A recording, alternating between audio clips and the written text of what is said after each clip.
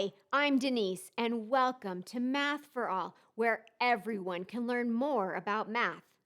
Today's lesson is on solving equations with variables on both sides of the equal sign. We are stepping up our complexity with each video.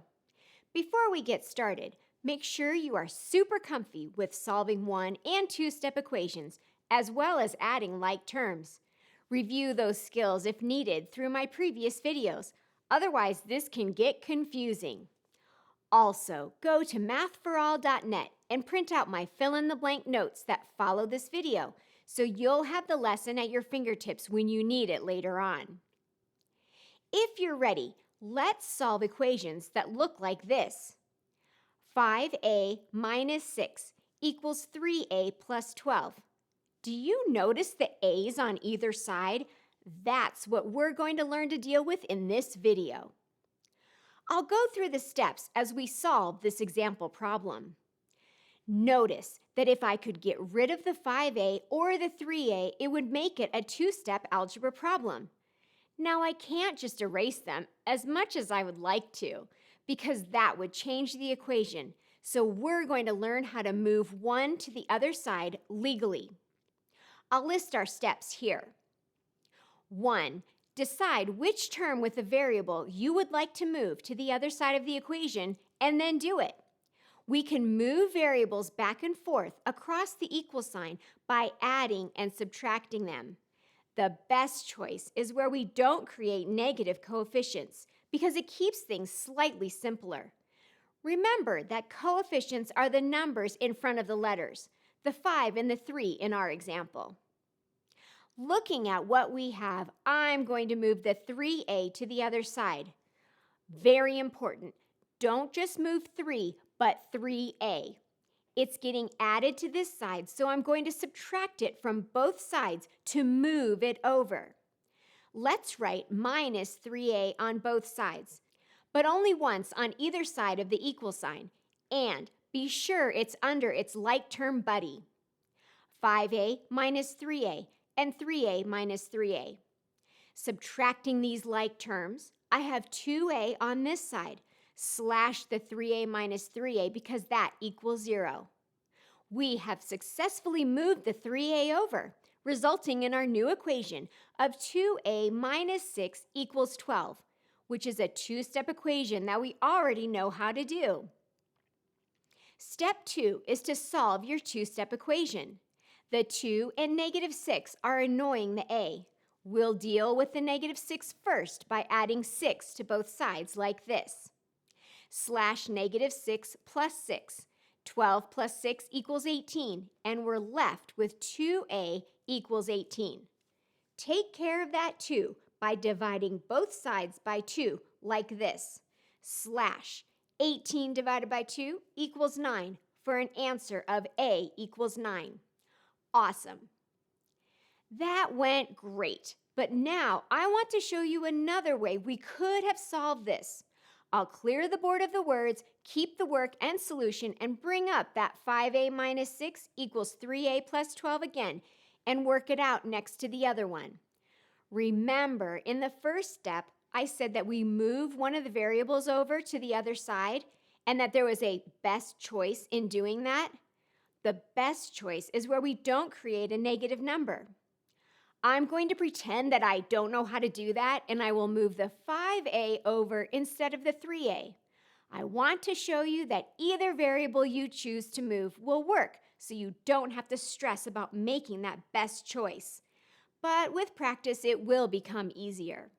Okay, so I'm moving the 5a over to the other side. I will subtract 5a from both sides because of his invisible plus in the front. I put minus 5a under here and here. 5a minus 5a is 0, slash 3a minus 5a equals negative 2a. No big deal. We can handle that negative number. Just don't forget about him. I'm left with negative 6 equals negative 2a plus 12.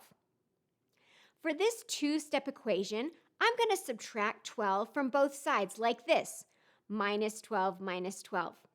Negative 6 minus 12 is negative 18.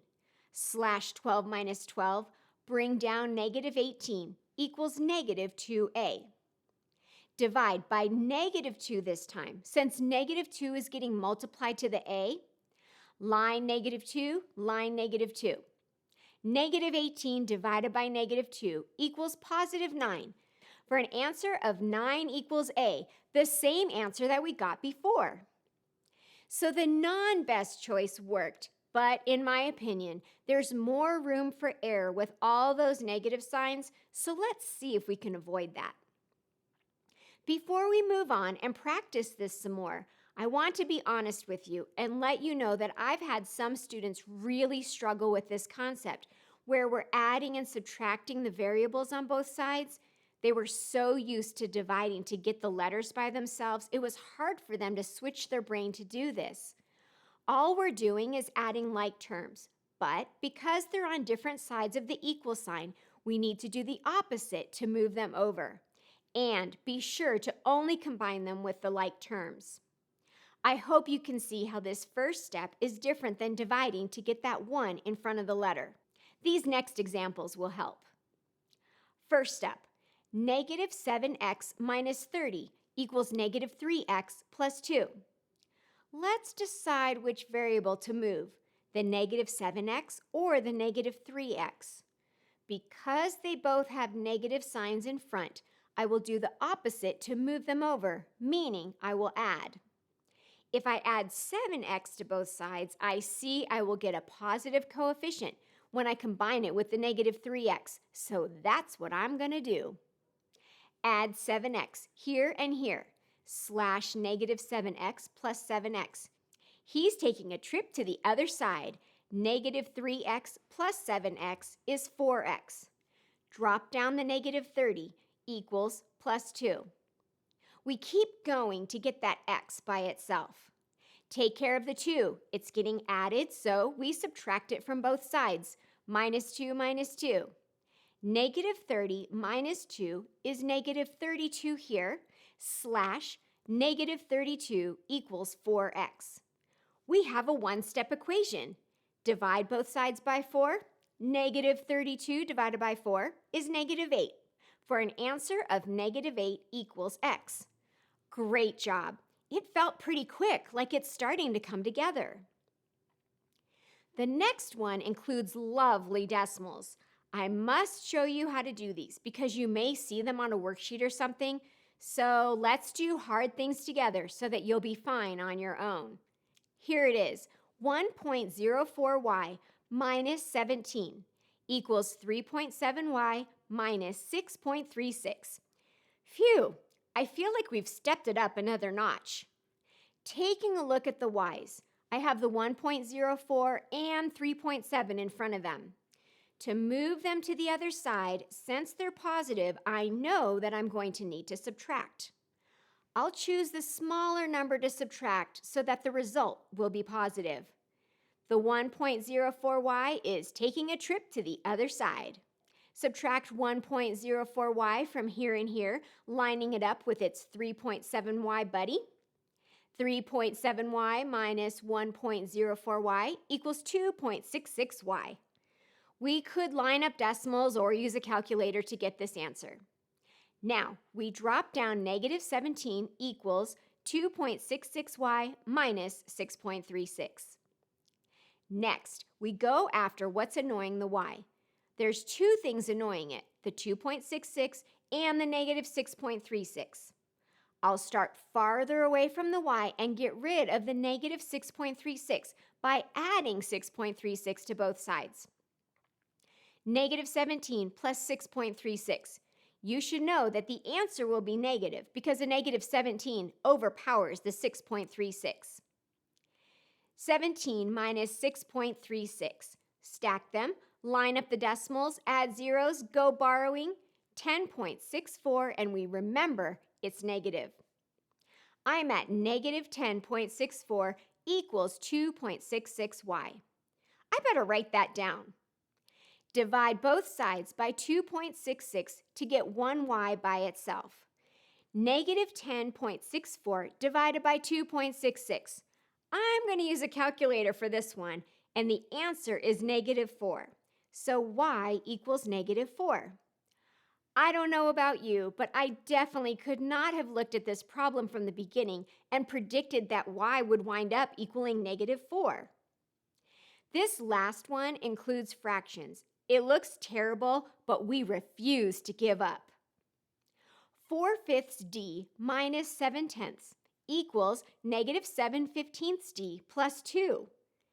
You may be tempted, like many of my students, to turn these fractions into decimals. That would work for the first two fractions because they are pretty decimals that end. But that -7/15 in a decimal, it is 0.46 with that 6 repeating forever. We can't work with never-ending decimals for this because we will lose important stuff. So, believe it or not, this one will be easier if we just leave the fractions and deal with them the way they are. Looking at the coefficients in front of the d's, the 4/5 is positive and the 7/15 is negative. I'm going to choose to move the 7/15 over because I know I will need to add it and it will create a positive number. Here we go. Add 7/15 d here and here. On this side, I have 7/15 d plus 4/5 d. Remember how to add these guys? We need a common denominator. I'll choose 15. 5 times 3 equals 15, so I'll do that to the top and bottom here, turning 4/5 into 12/15. 12/15 plus 7/15 is 19/15, and we get to leave it improper. Let's get organized. I'm at 19/15 d minus 7/10 equals 2. We'll get rid of the -7/10 now by adding it to both sides. Slash 2 plus 7/10, common denominator time. 10 will be my common denominator. 2 is really 2 over 1. Multiply the top and bottom by 10 for an equivalent fraction of 20 over 10. 20/10 plus 7/10 equals 27/10. We now have 19/15 d equals 27/10. Do you remember from my last video the trick to get rid of the 19/15 that is annoying the d? Multiply both sides by its reciprocal, 15/19. Let's do it. We're almost done. 15/19 times 19/15 is 1 for 1d, or just d over here. Then 27/10 times 15/19 on the other side. I'm going to slash what I can. Both 10 and 15 are divisible by 5. 10 turns into a 2, 15 into a 3. Multiply across the top and bottom now. 27 times 3 is 81, and 2 times 19 is 38, for an answer of d equals 81/38. Even though this was a little challenging, the good news is that you get to leave your answer improper. We don't have to change it into a mixed number. Yay for that. Definitely celebrate and admire your work in solving that one. I am really proud of you for sticking through this and absorbing how to solve for x when the variable is on both sides of the equation, even when we have decimals and fractions too. Please print out a worksheet from my website, MathforAll.net, that is tailored to what you just learned so you can practice and it will get easier and easier. Then come back, watch my next videos to keep learning more strategies in solving for variables in all the different ways they can throw them at you, and keep learning more about math.